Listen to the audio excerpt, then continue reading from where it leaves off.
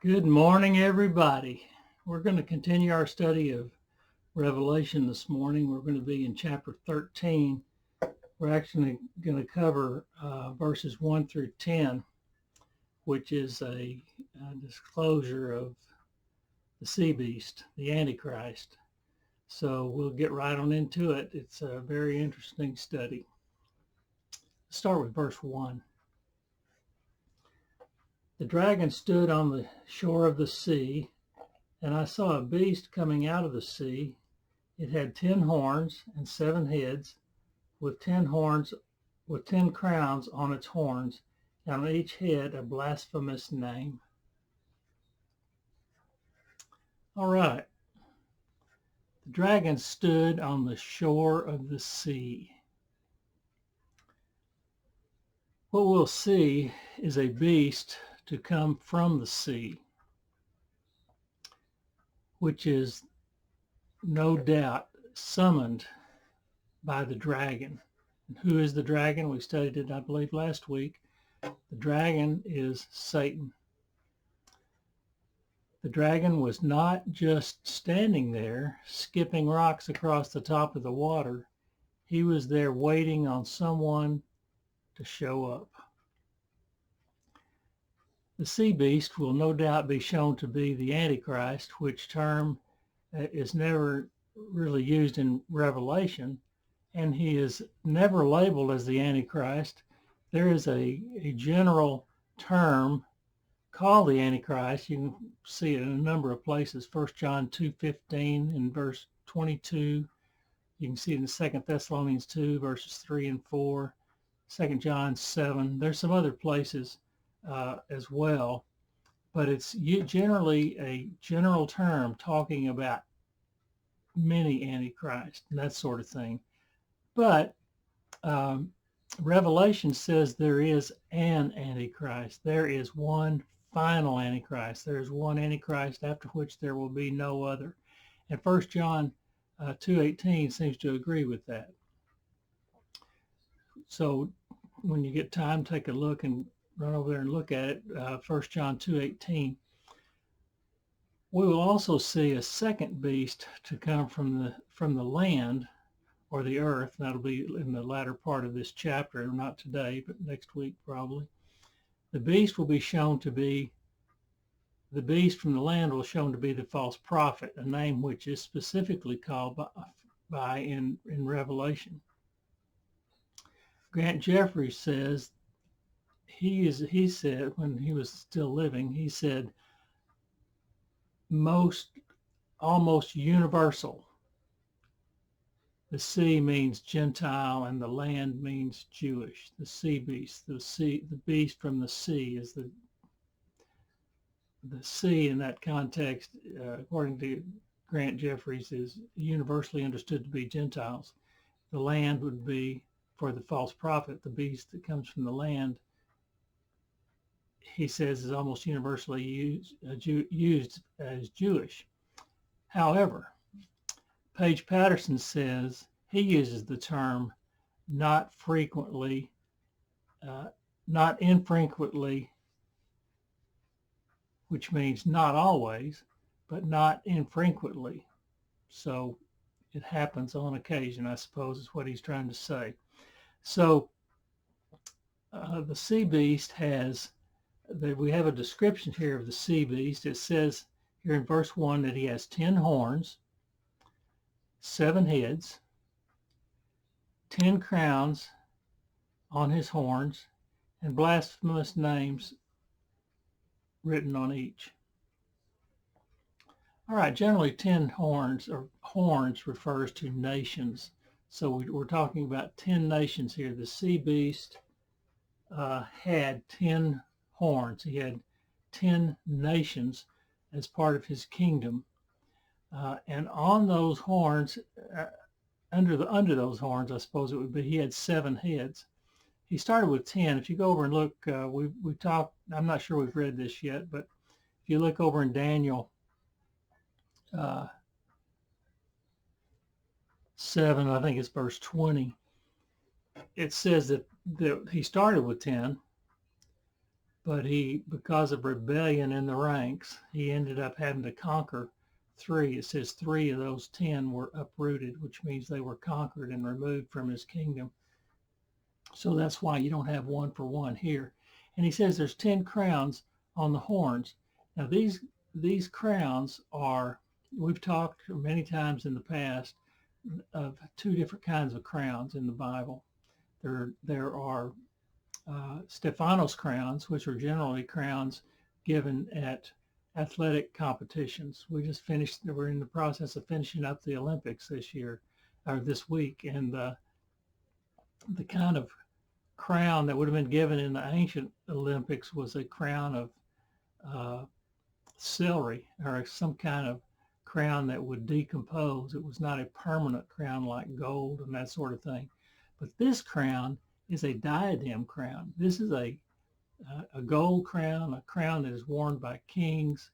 It's not intended to decompose. It's intended to be permanent. So these horns each had a crown on them. So it would indicate that these are kingly crowns. These are independent nations with kings. And on each one there was a blasphemous name written. So everything about this description of the Antichrist points to independent nations. They're nations drawn together into a coalition with the beast as the leader. So his kingdom will be made up of a coalition of nations rather than one nation for one kingdom, that sort of thing. So the sea beast arises from the sea or from Gentile nations. And I think we should go look at Daniel 9 verses 26 to get an idea of what we're talking about. Daniel 9 verse 26. You can listen as I read. Daniel 9 verse 26. I believe we looked at this over the last couple of weeks. After the 62 sevens, we're looking at the 69 weeks of years prophecy. After the 62 sevens, the anointed one will be put to death and will have nothing. The people of the ruler who will come will destroy the city and the sanctuary. The end will come like a flood. War will continue until the end, and desolations have been decreed. So just to take a quick look at this verse, we see that the first part of that verse is talking about the death of the anointed one. What we talked about was that is referring to the death of Christ. There were other prophecies that we looked at that showed him riding in, the anointed one riding in to Jerusalem on that what has become known as Palm Sunday. And right after that, he was killed. And that's what he was crucified, actually. And that's what the first part of this verse 26 is talking about. But the part I want us to see is that in the last part, it says that the temple and the Jerusalem and the temple will be destroyed. It called them the city and the sanctuary. It's talking about Jerusalem and the temple, and they will be destroyed. And that actually happened in 70 AD, which was, say, call it 30 years after, 35 years or so after the death of Christ. And here it says that the people of the ruler who will come are the people who perform the destruction. That's kind of a convoluted way of talking, but since it has already been done, this destruction of the city and the sanctuary, or the city and the temple, we know who did it. We know it was the Romans who did it in 70 AD. It's a known fact. It's established, it's happened, and we know about it. The ruler who will come is the Antichrist. It's talking about the ruler who will come. The people of the ruler who will come will destroy the city. The ruler who will come is the Antichrist, so we know he will be from the empire of Rome, which was the empire that made that destruction. and that's the Rome. That's not Rome, Italy of today. It's the Rome of John's day, the Roman Empire of John's day. The Rome of John's day was basically the Europe of today. If you just look at the land mass of the Roman Empire of the day, it covered all of Europe basically. So let's keep going. So we know from Daniel that the 10 horns are a 10 nation coalition which make up the Antichrist's power. We've got that description of the Antichrist and his kingdom right there here in verse 1. Now, let me just tell you that everybody thought, and when I say everybody, I'm talking everybody of today, basically modern times, thought that this would be the revived Roman Empire, a revived Europe, basically, as a nation. Everybody started getting excited with the formation of the European Union. If you know what that is, the European Union is the union of nations in Europe that are formed together as a nation, sort of loosely as a nation, but they operate together as an economic power. Okay, and everybody was getting excited when that first started forming because there was going to be 10 nations. But what happened is it went way beyond 10 nations. So they got to thinking, well, maybe it's not an actual nation count, but maybe that it's talking about with this 10-nation confederacy, but maybe it's the land mass that was associated with the Roman Empire. So that would be Europe.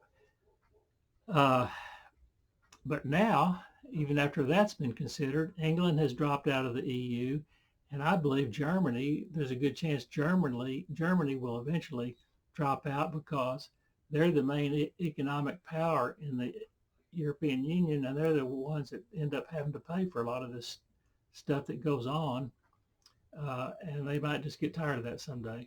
So you can look at Russia. Russia's not in it. They were never in it. They were never part of it. So we're just still left wondering who this 10-nation confederacy is and how it's going to be measured. All right, I hope that's not too confusing, but we're looking at a coalition of nations. There's 10 of them that will make up the Antichrist kingdom.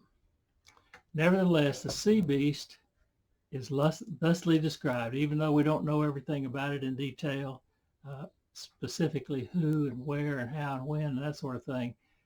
He is still described right here.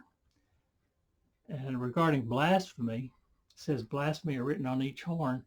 Words of blasphemy, they're words of description like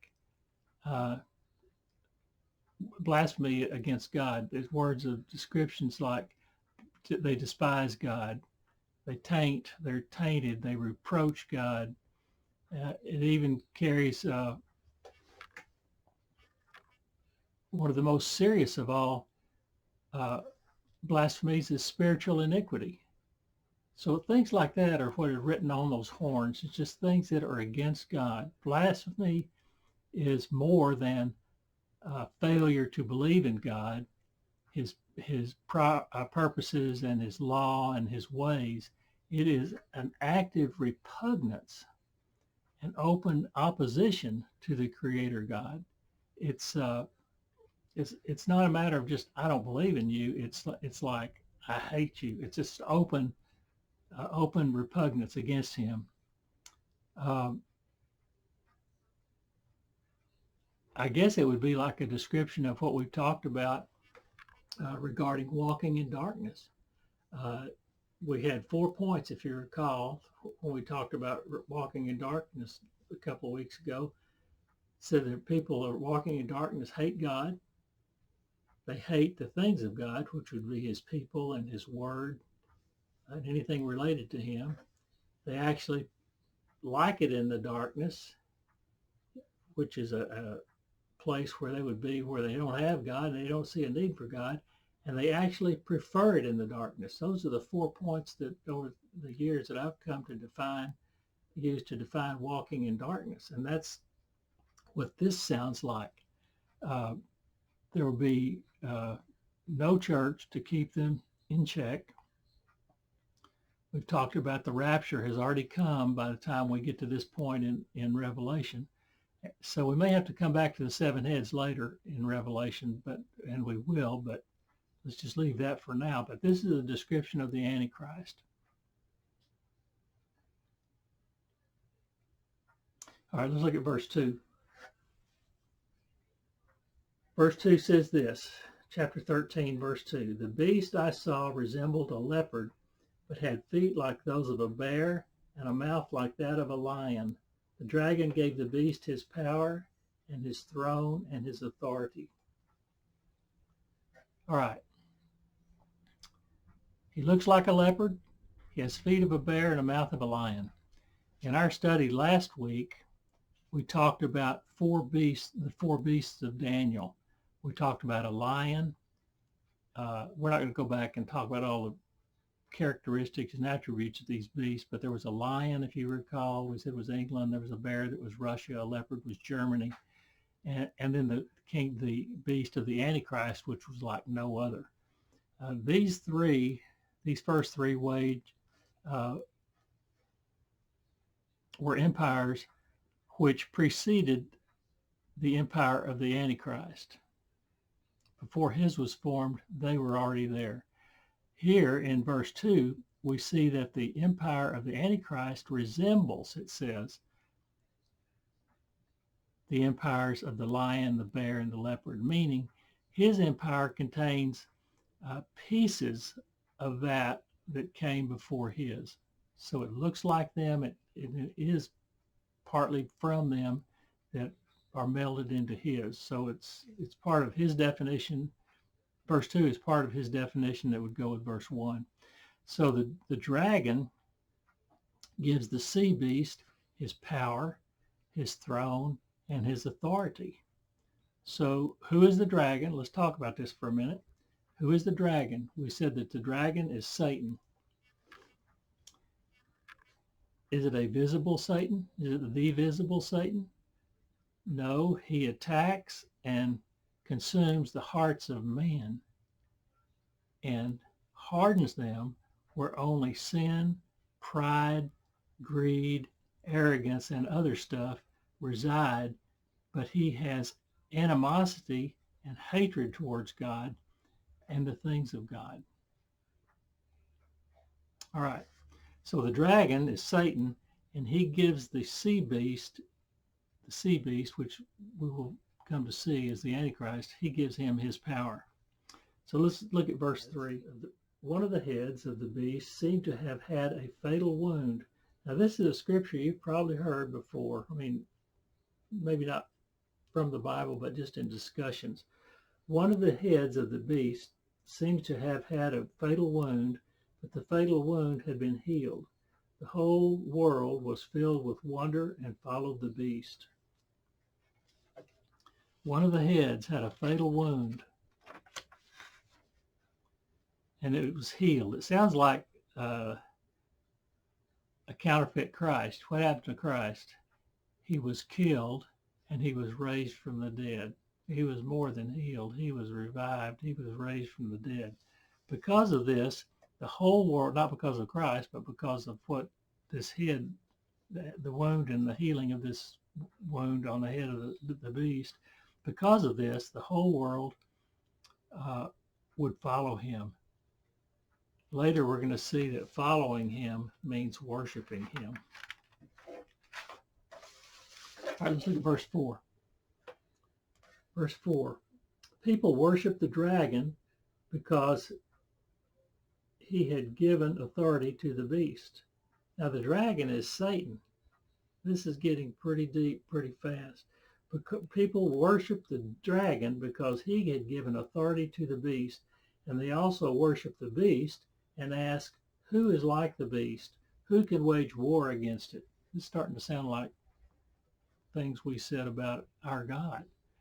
Yes, they worshiped and praised him using counterfeit descriptions like the words which are used to praise God. They said, who is like we say things like, if you read through the Psalms and other places, who is like our God? There is none like him. What did they say? They said, who is like the beast? And who can wage war against him? Like he is the omnipotent, the all-powerful, the almighty. It's another blasphemy and mocking of God. All right, so let's go on to verse 5. Verse 5 says this: the beast was given a mouth to utter proud words and blasphemies, and to exercise its authority for the ever popular 42 months, 3.5 years. All right. For the first 3.5 years of the tribulation, he utters proud words, blasphemies, and exercises his authority. I think his eloquence and flattery is used to gain the trust of people. If you listen to a guy that knows how to talk, you think, well, this is a guy that we need to get in with. We need to be a part of what he's doing. That goes for pastors. It goes for people that are in business. It goes for people that are your friends. It has to do with neighborhoods. You have people that are leaders that just seem to know how to express themselves. And this is no exception. Back when we studied, if you recall, when we studied the seals, the first four seals were the four horsemen of the apocalypse. That's what they've come to be called. If you recall, the first one was the rider on the white horse, and that was seal number 1. It was described or given in Revelation 6:2. He had a bow with no arrows, and what we said was that his weapon was diplomacy, and he knew how to talk. He didn't need arrows in his quiver. His weapon was his mouth and his ability to express himself. The same is true here. He uses proud words, it says. One of the reasons he was able to so effectively to speak is and sway people is the condition of the hearts of the people. We've talked about them walking in darkness. If you recall, we've already had the rapture. There are no Christians on planet Earth. So you've got these godless people that are looking for a leader. And because of the condition of their hearts, they're open to the things that the Antichrist says, and they're easily swayed and easily follow him. His proud words. These people are walking in darkness, and they love it. This is a godless society, and they love it. They do not need God. Do you ever think about what a godless society looks like? We've never been in one because there's always been the church and Christian people to kind of, with the leading of the Spirit, to kind of keep things somewhat in check. But we have a godless society described in Romans 1, verses 18 to 32, and I want to go through that. We've gone through it many times, but it's a scripture that never gets old. It never loses its luster. So let's look through this. It's a godless society. Keep that in mind. It's kind of long, but it's worth listening to. Starting with verse 18, Romans chapter 1. The wrath of God is being revealed from heaven against all the godlessness and wickedness of people who suppress the truth by their wickedness. Since what may be known about God is plain to them, because God has made it plain to them.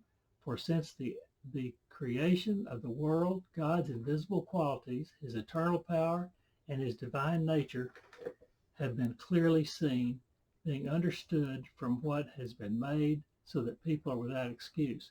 They've been able to see, even without being told. They have enough information from just what they see and hear and know about the way the world is and the earth is and the way it works. They have enough knowledge to know there is a God and he is worthy to be followed. But they don't do it. Let's continue on.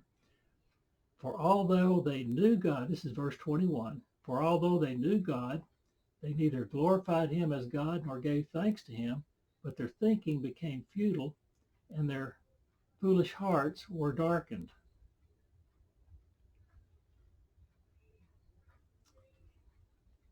Then in verse 22, although they claimed to be wise, they became fools and exchanged the glory of the immortal God for images made to look like a mortal human being and birds and animals and reptiles. Therefore, God gave them over to their sinful desires of their hearts to sexual impurity for the degrading of their bodies with one another. All right, we're going to see this term gave them over at least 3 times, maybe 4 times between here and the end of the chapter. They exchanged the truth about God for a lie and worshiped and served created things other than the Creator who is forever praised. Amen. Now we're going to get a picture, as part of this godless society, we're going to get a picture of homosexuality. I'm going to read through it. I don't need to comment on it necessarily. It's pretty clear about what it's talking about. Because of this exchanging the truth for a lie and not serving God but serving created things, because of those things, because of this, and their insistence on following that, because of this, God gave them over to shameful lust. Even their women exchanged natural sexual relations for unnatural ones. In the same way, the men also abandoned natural relations with women and were inflamed with lust for one another. Men committed shameful acts with other men and received in themselves the due penalty for their error. That's a clear picture of homosexuality. It's not talking about men being attracted to other men. It's about uh, men acting on that attractiveness and committing a sinful act. You know, being attracted to and acting on are 2 different things. The sin is the act. Okay, then he goes on, verse 28. Furthermore, just as they did not think it worthwhile to retain the knowledge of God, so God gave them over to a depraved mind, gave them over, so that they do what ought not to be done. Now he says they didn't think it was worthwhile to retain the knowledge of God. It's starting to sound like Hosea 4:1. In Hosea 4:1, he says there were 3 things they didn't have. They didn't have faith, they didn't have love, and they didn't have a knowledge of God. A knowledge of God. They didn't have it. These people like it that way. In verse 29, they have become filled with every kind of wickedness. Now listen to this. This is a pretty ugly list. This is the godless society we're talking about. They have become filled with every kind of wickedness, evil, greed, and depravity. They are full of envy, murder, strife, deceit, and malice. They are gossips, slanderers, God haters. I told you they hate God. Nobody seemed to believe me. But you don't have to say you hate God to hate God. You do it by your actions. Okay, you might say you hate him. They're insolent, arrogant, and boastful. They invent ways of doing evil. They disobey their parents. Then in verse 31, they have no understanding, no fidelity, no love, no mercy. There's Hosea 4:1 again. Although they are, so all, before I go on, in that list, there are several things you say, well, I'm not that way. Talk about greed. Talk about murder. You know, murder is an interesting one to talk about in our society right now. I'm not saying that every person that is talking about here in a godless society is a murderer. What I'm saying is there's a culture of murder, and that I think you'd have a hard time convincing me that we don't live with a culture of murder. You can't listen to the news every night and not hear about a murder. Dallas has got record numbers of murders. Chicago and New York, all of the cities around have huge numbers of murders. They're for murders that are brought on because of illegal acts, you know, drug dealings and that sort of thing. But there's also murders that are just brought on by anger. A guy goes into a bar, stays till closing time, and gets mad and angry because somebody flirted with his girlfriend or whatever, and he finds himself out on the parking lot at closing time, had gone to his car to get his gun, and when the guy comes out, he's mad and he's up shooting him. Well, I didn't do that. You didn't do it. But we have a culture where that is a common occurrence. And that's the kind of thing we're talking about here. Every person in that society was not guilty of every one of these things listed here, but it's part of the culture. It's the way things are. All right, so let's close it out here with a godless society with verse 32. Although they knew God's righteous decree that those who do such things deserve death, they not only continue to do these very things, but they also approve of those who practice them. It's the culture. They do them, and they approve of others that do them as well. So that was a godless society, and that's the kind of society that is going to be here after the church is raptured. Okay, so they don't need God. Here is how they will be and why they are so easily misled by the Antichrist and the false prophet. Daniel 8:23 says that the people will be completely wicked. You can read these things. I'm not making them up. They're completely wicked in Daniel 8:23. When the Antichrist takes over, they're going to be completely wicked when he is revealed and takes over his throne and his authority. It pretty much says the things of Hosea 4:2. Hosea 4:2 has an ugly list of things that the people of Israel had in their culture. And it's not too far different than what I just read. You can go read it. But it's ugliness, it's godlessness. And so he has proud words. Daniel 11:32 says he uses flattery to corrupt. These are proud words. They're words that come out that people have accepted his leadership and they just follow him. He speaks boastfully. And Daniel 7:8 and Daniel 7:11 says that his words are boastful. His proud words are boastful. They boast. They talk about himself. They boast about what he can do, how he can protect you, and all those things. So this is the thing that I'm talking about the Antichrist. Some of his attributes, proud words, blasphemies, and exercise of his authority will be a certain way. All right, so that brings us to verse 6. Verse 6, chapter 13 of Revelation. It opened its mouth to blaspheme God and to slander his name and his dwelling place and those who live in heaven. More walking in darkness attributes here. He is not just content to blaspheme God, to say, I hate God, and do all manner of things against him, but he also blasphemes against heaven and those who are in heaven. People of God who have died before him and gone on to be in heaven. He blasphemes them as well. Those who are with him in his presence hate by association. Followers of the Antichrist are going to have the same attributes because he hates, because he blasphemes, because he rails against God and the things of God. People with him by association will be the same way. All right, verse 7. It was given power, the beast, the Antichrist, it was given power to wage war against God's holy people and to conquer them, and it was given authority over every tribe, people, language, and nation.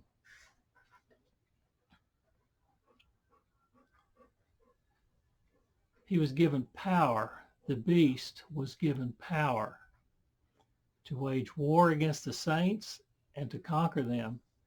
He was given power to wage over every. He was given power over every tribe, people, language, and nation. He was given authority over those groups.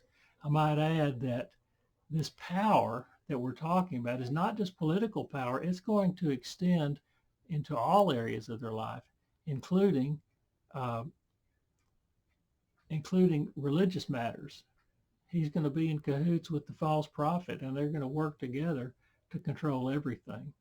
So this power extends everywhere. These are evil things. There are evil things going on. God is not the author of evil. Satan is. This power is allowed by God to accomplish his purposes. He allows things to happen. He's not the author of evil, but he allows it to accomplish his purposes. If you recall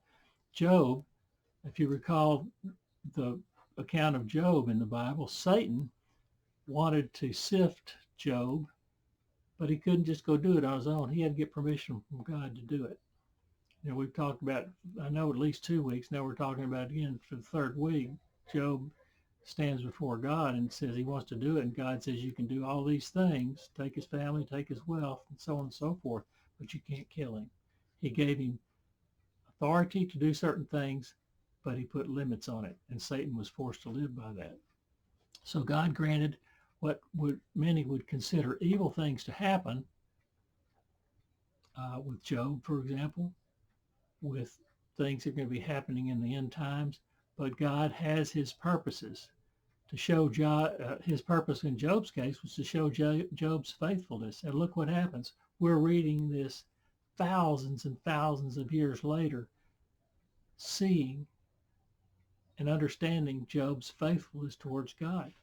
That's part of God's purpose, was for that to happen, among other things, for us to see it and understand it and understand what God's expectations are for us.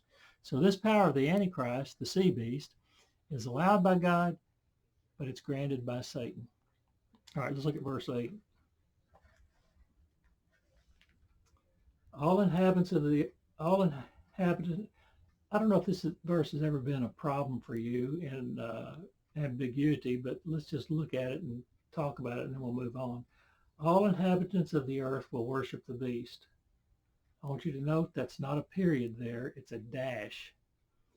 All inhabitants of the earth will worship the beast, all whose names have not been written in the Lamb's book of life, the Lamb who was slain from the creation of the world. We need to understand this verse. To me, it has been ambiguous and hard to understand in the context of the world situation at the time. The tendency when we read this verse is to read these two main clauses as independent clauses, like independent sentences like this. The tendency is to read it this way. All inhabitants of the earth will worship the beast. Now, if you put a period in right there, that says it all. All inhabitants of the earth will worship the beast. The second one is, all whose names have not been written in the Lamb's book of life. You have to read it as a complete sentences, not as two independent clauses. What is the name of the book of life belonging to the Lamb? It's what we know as the Lamb's book of life. And whose names are in it, in the Lamb's book of life? They're the names of saved people. They're the names of people that have accepted Christ on faith, according to the way God specified it to be done.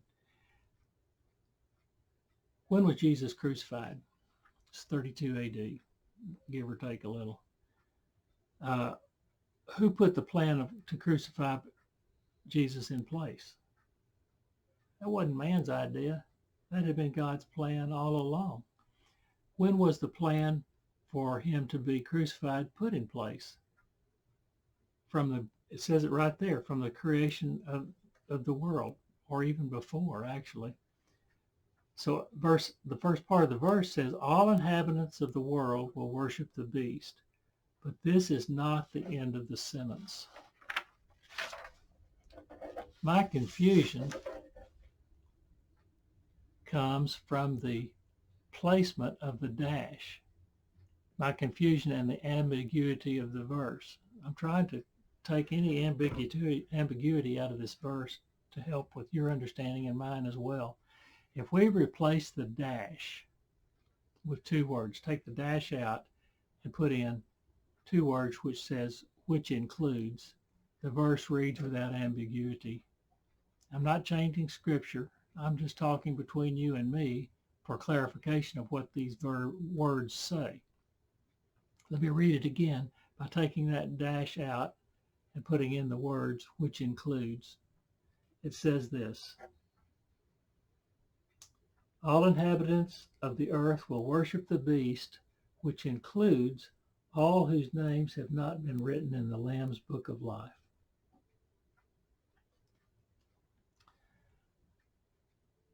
With this clarification on wording put in place, all inhabitants and all whose names have not are shown to be the same people, and those are the unsaved.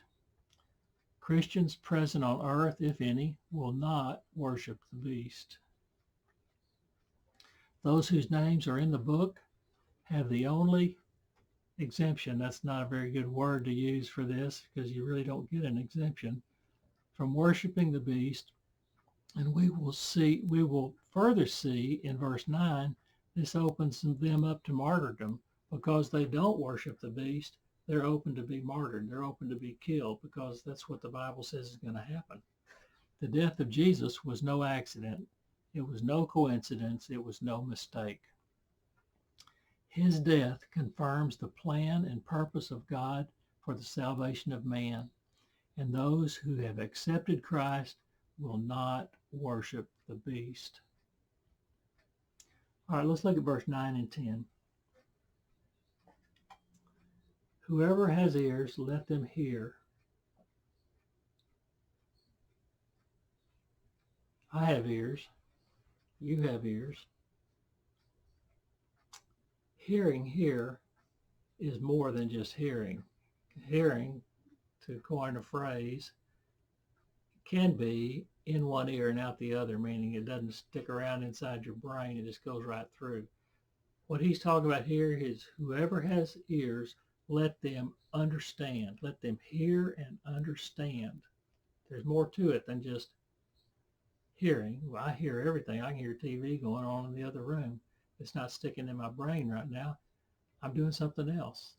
All right? So that is of no consequence. He's talking here about whoever has an ear, let him hear and understand. All right, now verse 10 says this. If anyone is to go into captivity, into captivity they will go.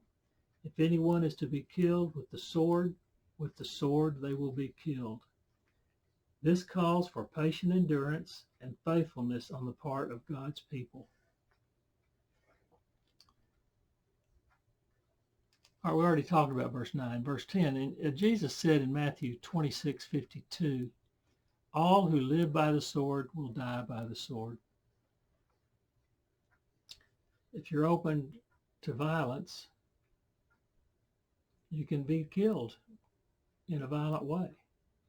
I mean, you can be in war, firing guns back and forth across enemy lines. You can be killed because you're open to that kind of activity that's going on. That's the purpose of what's going on. If you're in a gang, you're on the streets of some big city, where they're carrying guns, their gang leaders are giving their members expectations of what they should do, giving them orders of what they should do. You're living in an environment where living by the sword opens you up to the possibility of dying by the sword, so to speak. All right.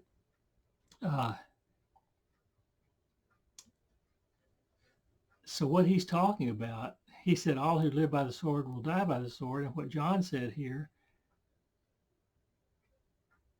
means armed resistance to anything opens you up to the possibility of death. You've put yourself in a position where you're living a certain way to dying a certain way.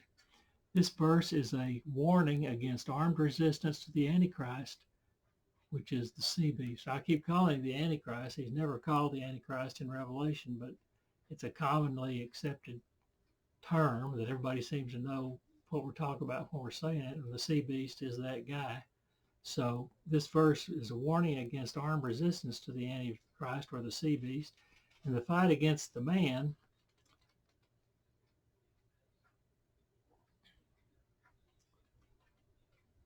and die is generally thought of as being martyred for the cause. If you fight against something and you die as a result of that fight, you're dying for a cause. If you're in a gang, you're dying for the cause of the gang. If you're in the United States Army fighting another country, and you die as a result of that gun battle that's going on across enemy lines. You're dying for a cause. You're martyred for that cause. I don't know if that's acceptable to you or not, but nevertheless, that's kind of the way it is. If you're religiously standing up for what Jesus says we should stand up for, and you die for that cause, according to the way he spelled it out, you're being martyred. So you're being open to martyrdom if you're living by these words here in Revelation 13, verse 10. So in this case, however, John is saying armed resistance is futile.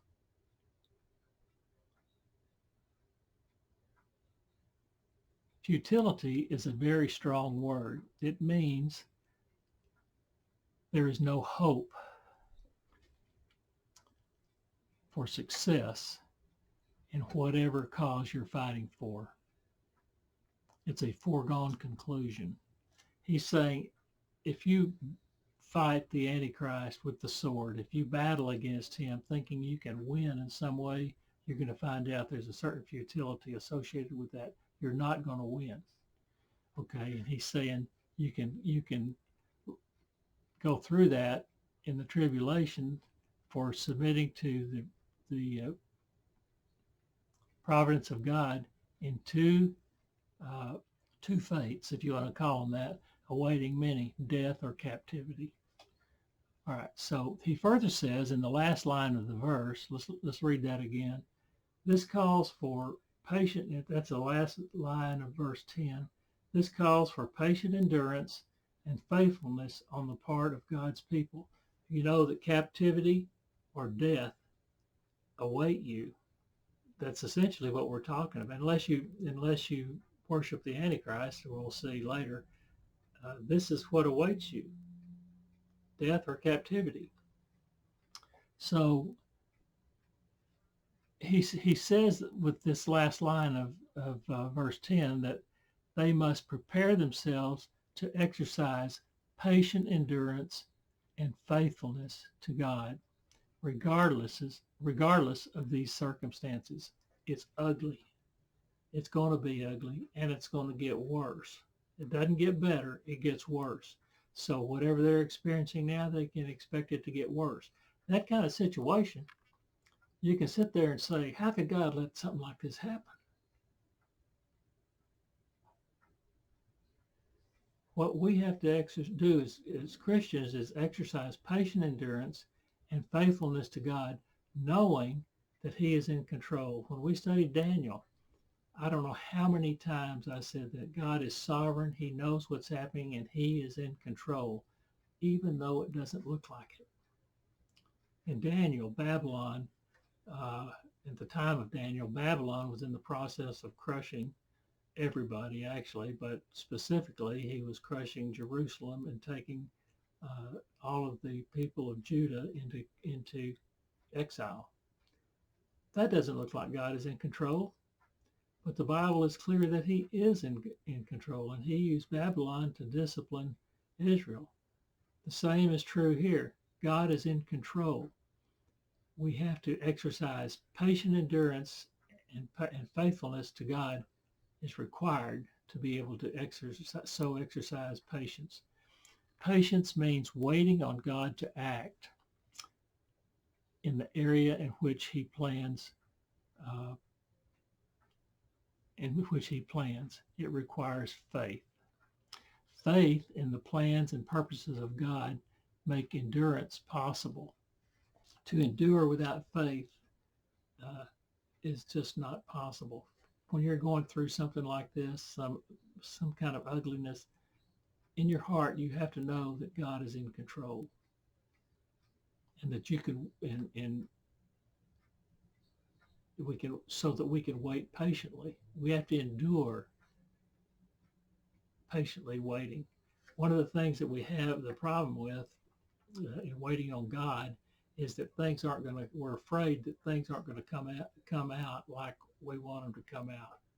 Like if you have one that is, if you're in an economic problem and you're praying to God to solve that for you, and then you for the next 6 months you spend wringing your hands worrying about it. Well, if you're trusting in God and you're patiently waiting, you're not wringing your hands. Now, I'm not saying that a little bit of concern is not a normal thing, but I'm saying that we are to patiently wait on God. When we have prayed, what we're doing is praying for His will. We can pray for a specific thing to happen because we have an idea of what we want. But God knows what's best. Wanting and knowing what's best may be two different things. And we're afraid that what God wants is best for us is not going to be what we want. That causes anxiety, and it causes patience to wane, and causes us to worry. It takes faith to patiently wait on God to act. And faith makes endurance possible. To patiently wait requires endurance. To endure through it, okay? And it takes faith to be able to do that. Endurance is the sure, visible outworking of inner faith that provides the impetus for obedience to God, even under conditions and circumstances which are hard to deal with. These people are not godly people, but there could be some people saved during the tribulation that have not died yet, that have not been martyred yet, but they have to endure this. I don't know what to say about the people that are not Christian and are not ever going to be Christian.